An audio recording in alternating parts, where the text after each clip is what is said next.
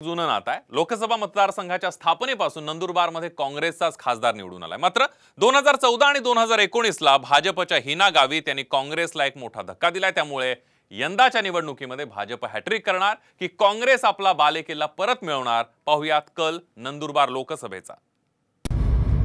कोण होणार नंदुरबारचा खासदार? हिना गावित आणि गोवाल पाडवींमध्ये लढत। भाजपची हॅट्रिक की काँग्रेसचं कमबॅक?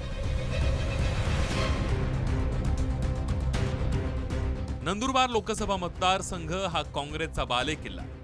मात्र 2014च्या मोदी लाटेत काँग्रेसचा हा बुरुज ढासळला। 8 वेळा खासदार राहिलेल्या काँग्रेसच्या माणिकराव गावित यांचा पराभव करत भाजपच्या हिना गावित विजयी झाल्या। 2019 लाही हिना गावित यांनी केसी पाडवी यांचा पराभव करत विजय मिळवला।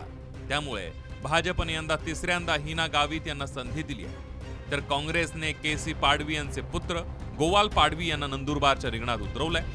हातातून निसटलेला गड परत मिळवण्यासाठी काँग्रेसने कंबर कसली आहे, तर भाजपला हॅट्रिकचा विश्वास आहे। प्रचंड विकास कामं ही आम्ही या ठिकाणी केलेली आहे आणि मला विश्वास आहे की या विकास कामांच्या जोरावर तिसऱ्यांदा पुन्हा एकदा या नंदुरबार लोकसभा मतदारसंघाची जनता आम्हाला आशीर्वाद देईल आणि या भागाचं प्रतिनिधित्व करायची, सेवा करण्याची पुन्हा एकदा मला संधी देईल। मला नंदुरबार लोकसभा मतदारसंघासाठी काँग्रेस पक्षातून उमेदवारी देण्यात आली आहे आणि आम्ही महाविकास आघाडी सोबत आम्ही इथे 100% काँग्रेसची सीट निवडून आणू हे आमचे प्रयत्न राहणार आहे। ह्यावेळेस इकडेची काँग्रेसची सीट निवडून येते तर देशात काँग्रेसची सत्ता येते। नंदुरबार लोकसभा मतदारसंघाचा इतिहास काय आहे त्यावर एक नजर टाकूया। मतदारसंघाच्या स्थापनेपासून जयवंतराव नटवडकर, लक्ष्मण वळवी, तुकाराम गावित, स्वरूपसिंग नाईक या खासदारांनी सलग 2 टर्म खासदारकी केली। 1984 साली काँग्रेसचे माणिकराव गावित पहिल्यांदा खासदार झाले। माणिकराव गावित हे तब्बल 8 वेळा नंदुरबारचे खासदार होते। 2014च्या मोदी लाटेत हिना गावितांकडून माणिकराव गावित यांचा पराभव करण्यात आला। नंदुरबार हा आदिवासी बहुल मतदारसंघ आहे। आदिवासींचे अनेक समस्या इथे वर्षानुवर्ष तशाच असल्याचं पाहायला मिळत आहे।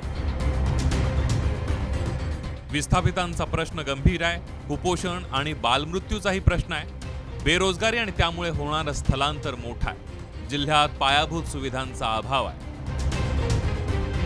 नंदुरबार लोकसभा मतदारसंघामध्ये 6 विधानसभेचे मतदारसंघ येतात। या विधानसभा मतदारसंघांमध्ये कोणत्या पक्षाची किती ताकद आहे त्यावर एक नजर टाकूया। अक्कलकुवा मतदारसंघात काँग्रेसचे केसी पाडवी हे आमदार आहेत। शहाद्यामध्ये भाजपचे राजेश पाडवी, नंदुरबारमध्ये भाजपचे विजयकुमार गावित, नवापूरमध्ये काँग्रेसचे आशिष कुमार नाईक, साक्रीमध्ये अपक्ष आमदार मंजुळा गावित आहेत, तर शिरपूरमध्ये भाजपचे आमदार काशीराम पावरा आहेत। काँग्रेसचे 2, भाजपचे 3 आणि अपक्ष 1 आमदार आहेत। नंदुरबारमध्ये भाजपसोबत काँग्रेसची ही मोठी ताकद असल्याचं पाहायला मिळतंय। त्यामुळे हिना गावित हॅट्रिक करून नंदुरबार आता भाजपचा किल्ला झाल्याचं सिद्ध करणार की काँग्रेस कमबॅक करत भाजपला धक्का देणार ते पाहावं लागणार आहे। विजयकुमार गावित यांची कन्या हिना गावित आहे, तर दुसरीकडे माजी आदिवासी विकास मंत्री असलेले केसी पाडवी यांचे जे चिरंजीव आहेत ते आज रिंगणात आहेत। नेमकं आदिवासी मोठ्या ठिकाणी मतदारसंघ असल्यामुळं मतदारांची संख्या देखील जास्त आहे। पण या निवडणुकी ही रंगतदार आहे। दोघीही भाजपकडनं असेल किंवा काँग्रेसकडनं असेल मोठ्या प्रमाणात शक्ती प्रदर्शन या ठिकाणी करण्यात आलं आहे।